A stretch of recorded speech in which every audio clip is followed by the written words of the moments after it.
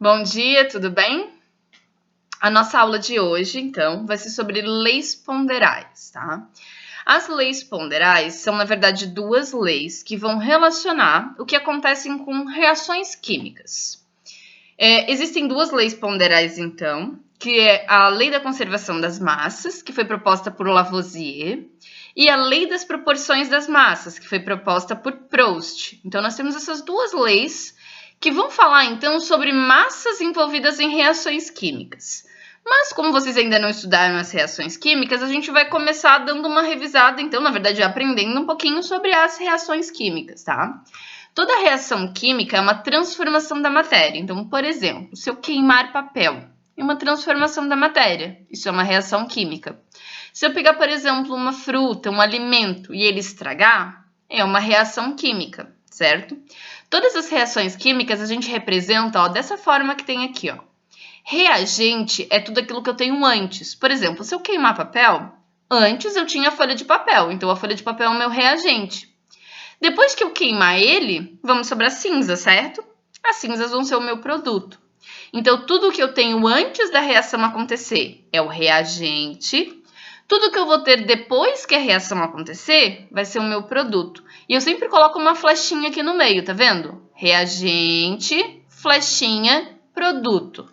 Tudo que eu tinha antes, reagente. Tudo que eu tenho depois, produto. Se eu pegar, por exemplo, uma maçã, a maçã antes é o meu reagente. Se eu deixar a maçã muito tempo, por exemplo, exposta ao ar, ela vai escurecer. Isso porque a maçã vai se combinar com o oxigênio do ar, que são os meus reagentes, e vão formar ali, ela vai sofrer uma oxidação. E aí a maçã, depois escurecida, vai ser o meu produto, certo? Então, antes reagente, depois produto. E a gente sempre simboliza assim, ó, pela flechinha aqui no meio, certo? E aí, o que vai acontecer? O Lavoisier, ele observou o seguinte: sempre que você fazia um experimento num recipiente, num ambiente, num lugar totalmente fechado, toda a massa de reagente que você colocava era igual à massa de produto que você obtinha depois. Então, por exemplo, ó, isso aqui é uma reação, tá vendo? Ó? Carbono mais oxigênio, flechinha. Então, eles estão antes da flechinha, são reagentes. Produzindo gás carbônico, ó, depois da flechinha, produto. Eu tenho aqui dois reagentes, ó, o sinal de mais separa os diferentes reagentes e produtos. Ó, aqui só tem um sinal de mais. Então, significa que esse é um reagente, esse aqui é outro reagente. Flechinha produto, ó, não tem mais aqui no produto, tá vendo o sinal de mais? Então, é um produto só. E aí, aqui eu tenho, ó, 3 gramas desse, 8 gramas desse reagente, e eu tô formando aqui, ó, 11 gramas do produto. Agora, se a gente for fazer o cálculo, ó, somar tudo que tem antes aqui, ó, antes eu tenho 3 com 8. 3 mais 8 dá 11. Aqui, ó, desse lado, eu tenho um total de 3 mais 8 de 11 gramas. E aqui desse outro lado, eu tenho 11 gramas, ó. A soma das massas antes da reação é igual à soma das massas após a reação. Claro, aqui eu só tinha uma, não tenho que somar mais aqui. Mas sempre a lei de Lavoisier diz pra gente que a soma do que tem antes deve ser igual à soma do que tem depois. Se eu tiver mais de uma coisa, eu somo. Se eu tiver uma coisa só, vai ser já a massa total, certo? Isso que afirma a lei de Lavoisier. Só que a lei de Lavoisier só vale se tiver fechado, se o ambiente for fechado, tá? Se for completamente isolado, se não sair nada e não entrar nada também. Então, o que vai acontecer, ó? Antes, ó, eu tinha aqui, por exemplo, ó, 2 bolinhas vermelhinhas, estão vendo? 4 bolinhas azuis. Antes, reagentes. Agora, igual, ó, 2 bolinhas vermelhas no produto. Eu tinha 2 antes, continuo tendo 2 depois. 4 bolinhas azuis no reagente. 4 bolinhas azuis aqui no produto, estão vendo? Tem o mesmo número igualzinho. Então, o que eu tinha antes, igual ao que eu tenho depois. Mas, de novo, só é válido em recipiente fechado. Prof, por que isso é válido em recipiente fechado? Ó, porque se for aberto, várias coisas podem acontecer. Por exemplo, a massa final dos produtos pode ser menor que a massa dos reagentes. Pode ter perda de massa. Por quê? Olha só. Imagine que aqui eu tenho 1.000 gramas antes e só tenho 995 depois. Ó, tá vendo que diminuiu?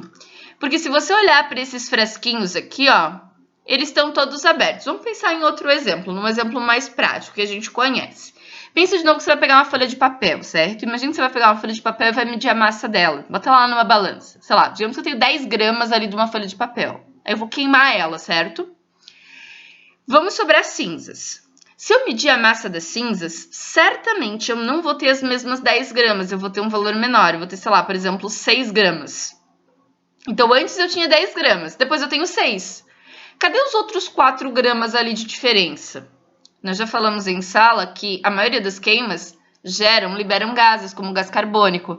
Então, parte da massa do papel se dispersou, se viraram gases, se dispersaram no ambiente. Isso por quê? Eu não fiz num recipiente fechado. Os gases saíram, eles se perderam no ambiente. Então, por isso que a massa não se conservou, não ficou igual. Porque, de novo, se for num recipiente aberto, você pode perder massa para o ambiente. Parte daqueles reagentes ali, por exemplo, podem virar gases. E aí, esses gases se perdem no ar e vai diminuir a massa mesmo. E aí, foi o que aconteceu aqui, ó. Você tinha, por exemplo, 1.000 gramas antes. Aconteceu a reação, você misturou aqui os dois, só que a massa final, ó, tem uma massa aqui de 995, que foi menor, porque, de novo, ó, como os recipientezinhos aqui, ó, estavam todos abertinhos, parte acabaram provavelmente virando gases e perderam no ambiente, então pode dar uma diminuição de massa. Agora, outro tipo de resultado que pode ter, a massa final de produtos pode ser maior, pode aumentar a massa. Então, por exemplo, aqui, ó, eu tinha aqui 8,480, 8,48 antes. Depois eu tenho 9,08. Eu tinha 8 e pouco antes, tenho 9 e pouco depois. Ó, aumentou agora a massa. E o que acontece? Isso aqui, ó, gente, é uma reação de uma esponja, uma palha de aço, sabe? Tipo bombril, aquele que a gente usa para arear, assim, panela, fogão, enfim. Essas esponjas de aço aqui, elas têm na sua composição principalmente ferro. O ferro tem uma característica que ele se combina muito facilmente com o oxigênio do ar. Então, o oxigênio que está no ar vai se combinar ali com essa palha de aço, com o ferro, formando óxido de ferro, que é ferrugem. Se você só deixar ele assim muito tempo exposto no ambiente, quanto mais úmido tiver o ambiente, mais rápido isso vai acontecer. E se você queimar, gente, se você queimar a palha de aço, ao invés de transformar em gases, você só vai acelerar o processo de oxidação, ou seja, de oxigênio do ar, se combinar com esse ferro aqui e formar a ferrugem, que é o óxido de ferro. E aí, no final, de novo, ó, se vocês olharem aqui para o tamanho, ó, não diminuiu antes e depois de você queimar, certo? Ele, pelo contrário, aumentou um pouquinho. Claro que esse aumento nem sempre é perceptível a olho nu, nem sempre você consegue ver isso. Mas você consegue perceber medindo a massa aqui, ó. Ele ganhou massa, ganhou quase 1 grama aqui, ganhou na verdade meio grama aqui mais ou menos, certo? E de novo, esse ganho de massa foi porque o oxigênio que estava no ar se combinou ali. Porque de novo, olha só, isso aqui aconteceu num ambiente aberto, ó. Tinha um monte de ar aqui que poderia reagir e facilitar com que isso acontecesse, certo? Então, sempre que essa reação acontecer num recipiente ou num ambiente aberto, ó, você pode primeiro perder massa para o ambiente, né? Saírem gases, eles se perderem no ambiente, você diminuir a massa. Você pode ganhar massa e aumentar a massa no final, como, por exemplo, a formação de ferrugem ali, que vai aumentar a massa, porque uma parte do oxigênio do ar vai se combinar ali para formar um produto que é a ferrugem, daí você vai aumentar a massa. Ou ainda você pode ter um caso em que a massa vai continuar a mesma, né, mesmo estando em ambiente aberto. Pode ser que essa reação nem ganhe e nem perca a massa, certo? Isso também pode acontecer. Só que o que acontece? Para a gente concluir, então, sobre isso. Se o recipiente for fechado, com certeza absoluta, a massa do que você tem antes é igual à massa do que você tem depois. Com certeza. Se o ambiente for aberto, você não tem certeza de nada, a menos que você conheça a reação, tá? Mas se o ambiente for aberto, você pode perder massa para o ambiente, a massa pode diminuir. Você pode ganhar a massa do ambiente, a massa pode aumentar. Ou ainda pode acabar permanecendo o mesmo, nem você ganhar nem perder nada. Mas, de novo, aí vai depender muito de qual é a reação acontecendo, certo? Então, recipiente fechado, certamente as massas antes e depois são iguais. Recipiente aberto, não dá para afirmar. Pode aumentar, pode diminuir ou pode permanecer igual. Você não pode afirmar nada a respeito disso, certo? Agora, o que acontece? Essa lei de Lavoisier aqui vai cair aqui nessa frase aqui que todo mundo já ouviu falar, que na natureza nada se cria, nada se perde, tudo se transforma, certo? Então a massa do que você tem antes vai ter que ser igual à massa que você tem depois. Se for num recipiente aberto, só não vai ser igual porque ela vai se transformar em outra coisa. Então você não está perdendo massa, ela está se transformando simplesmente em outra coisa, certo? E aí, como é que a gente aplica, então, essa primeira lei, tá?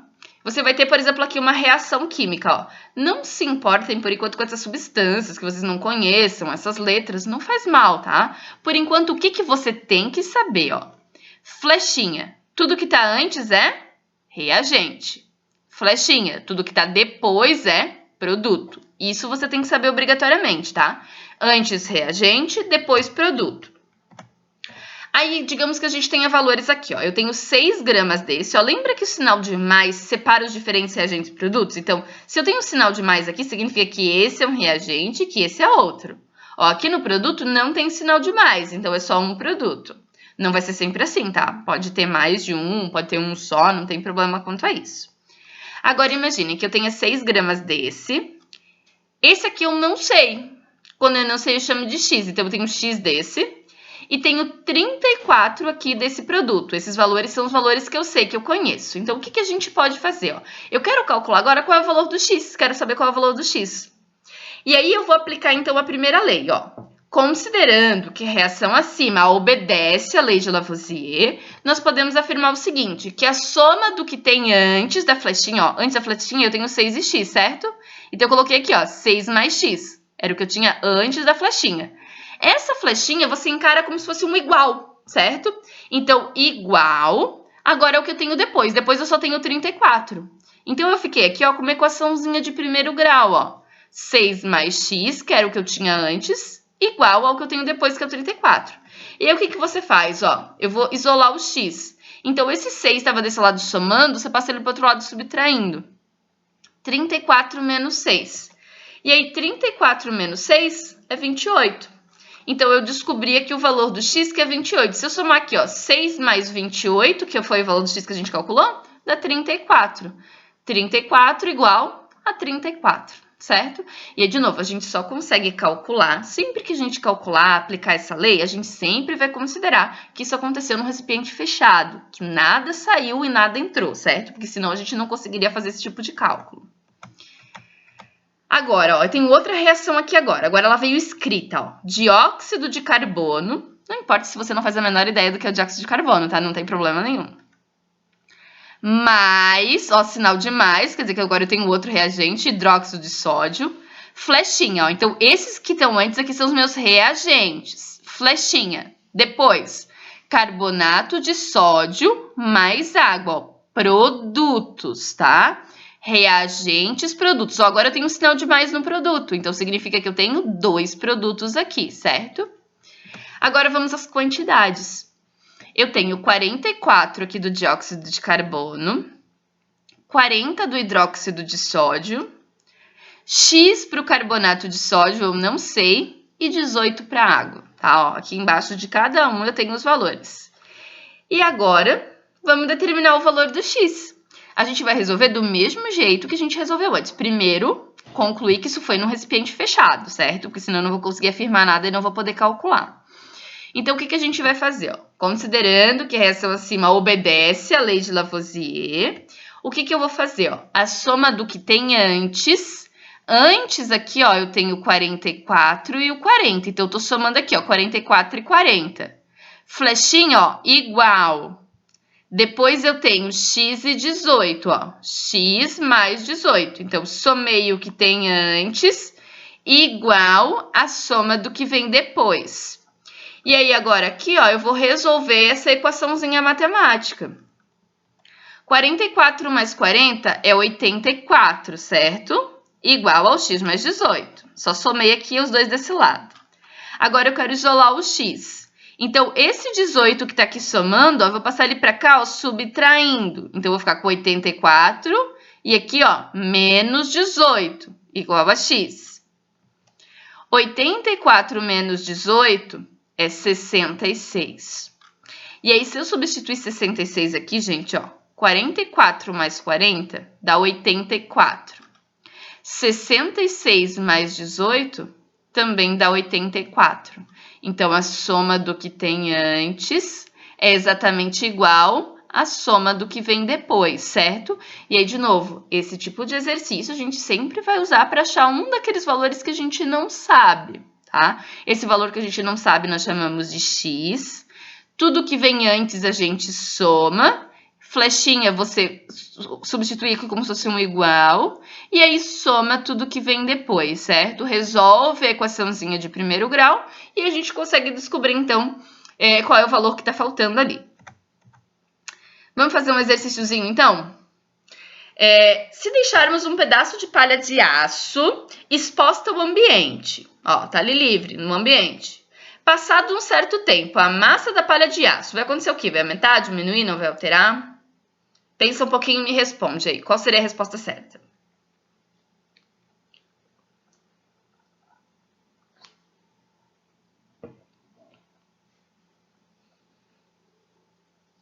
E aí, conseguem me dizer?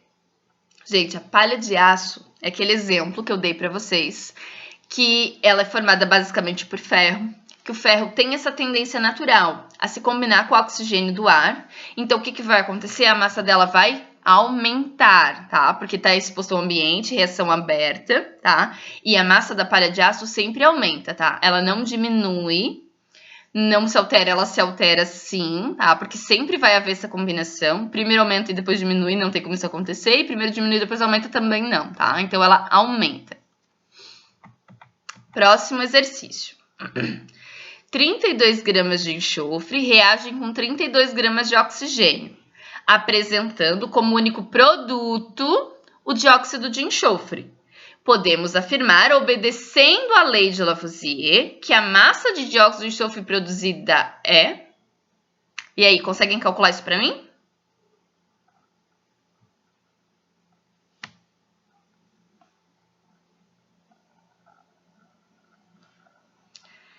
Então, como é que a gente resolve isso, gente? Primeira coisa, tá? Eu vou escrever aqui a reação que acontece. Escrevam, tá? Vocês não precisam saber letras por enquanto, saber símbolos dos elementos. Então, o que a gente vai fazer, ó? 32 gramas de enxofre, ó. Enxofre reage com oxigênio, mais oxigênio, ó. Você tem dois reagentes aqui, ó. Quem reage é reagente. Cuidem com essas palavrinhas-chave ali, que elas vão sempre ajudar vocês a resolver esse tipo de exercício.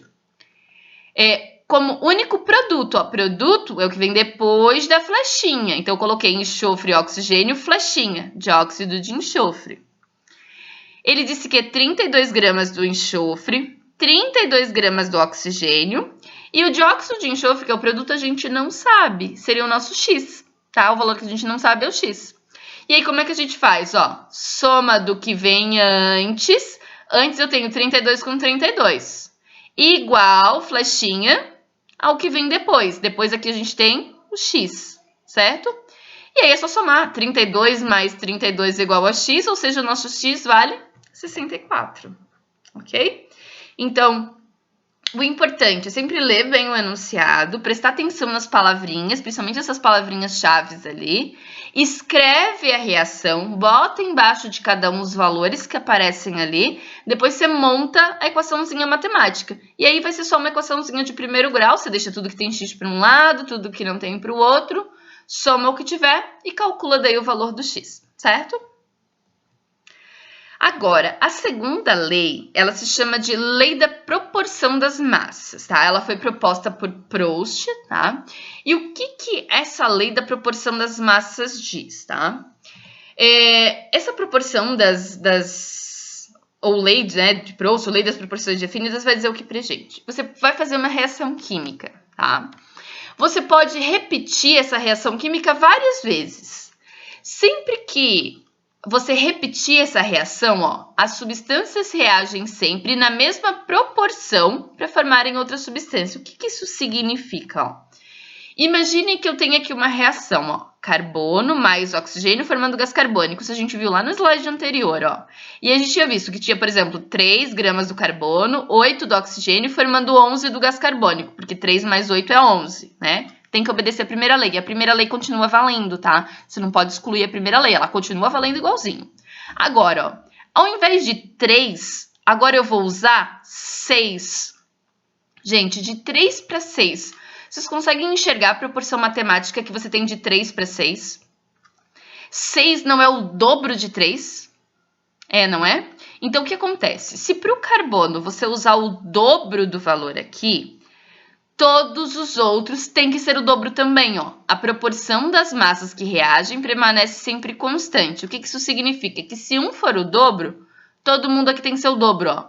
De 3 para 6 é o dobro? 8 vezes 2, 16. 11 vezes 2, 22. Agora, de 3 para 9, por exemplo, agora eu repeti o experimento, só que eu usei 9 agora. De 3 para 9, eu tenho o triplo. Se esse aqui é o triplo, o que tem que acontecer com os outros? Deve ser o triplo também. Por isso que é chamado de proporções constantes.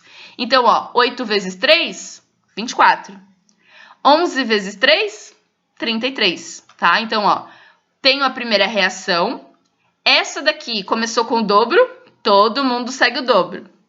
Começou essa aqui com o triplo, todos seguem o triplo. Por isso que ela é chamada de lei das proporções definidas ou proporções constantes.